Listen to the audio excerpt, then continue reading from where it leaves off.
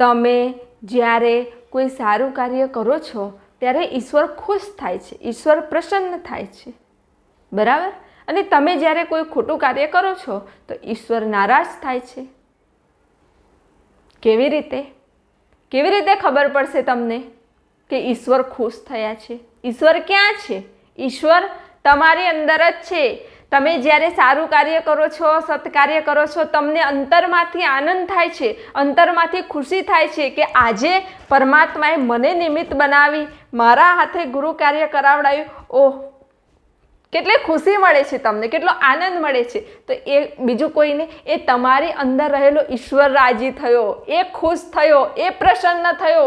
જીવનમાં બધા કાર્યો તો કરો જ છો, પણ ઈશ્વર ખુશ થાય, ઈશ્વર પ્રસન્ન થાય, ઈશ્વર રાજી થાય એવા કાર્યો પણ જીવનમાં અવશ્ય કરો.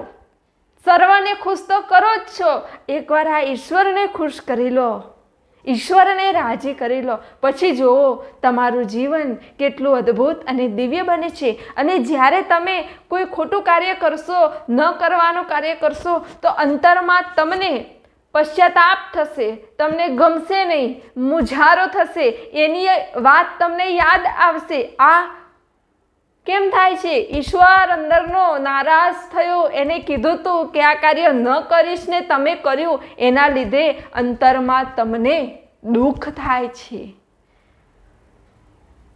અંતરમાં વેદના થાય છે. તો ઈશ્વરને હંમેશા ખુશ, પ્રસન્ન, રાજી રાખવા જોઈએ. એના માટે ઈશ્વરને ગમે એ કાર્ય કરો તો ઈશ્વર રાજી. તો હવે તમે જ વિચારી લો કે ઈશ્વરને કયું કાર્ય ગમે? ખોટું બોલો, ઈશ્વરને ગમે? ના ગમે. રાગ દ્વેષ કરો? ના ગમે. ચોરી કરો? ના ગમે. પછી રાગ દ્વેષ કરો? ન ગમે. ઈર્ષા? ન ગમે. અહંકાર? ન ગમે. ઈશ્વરને શું ગમે? ગુરુ કાર્ય કરો? ગમે. સત્કાર્ય કરો? ગમે. પુણ્ય કાર્ય કરો? ગમે. સર્વનું સારું ઈચ્છો? ગમે. સર્વનું કલ્યાણ થાય એવી ભાવના રાખો? ગમે. વસુદેવ કુટુંબકમની ભાવના રાખો? ગમે. આપવાની ભાવના રાખો? ગમે. બધાથી લઈ જ લેવું એવી ભાવના રાખો? ન ગમે. સંતોની સેવા કરવી? ગમે. સંતોનું અપમાન? ન ગમે. સંતોને કટુ વચન બોલવા? ન ગમે. સંતો સાથે વિવેક વચનથી રહેવું? ગમે.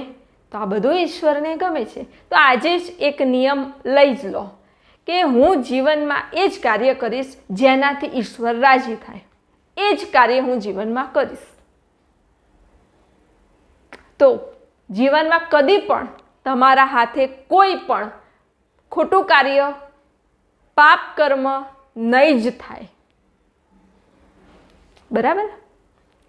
તો હંમેશા ઈશ્વર તમારી પાસે છે, તમે જે કરો છો એ ઈશ્વર જોઈ રહ્યો છે એવું યાદ રાખીને, એવું સ્મરણ રાખીને જીવનમાં કાર્ય કરવા, તો કદી પણ જીવનમાં આપણા હાથે કોઈ ખોટું કાર્ય થશે નહીં. આપ સર્વના હૃદયમાં બિરાજમાન પરમાત્માને પ્રણામ.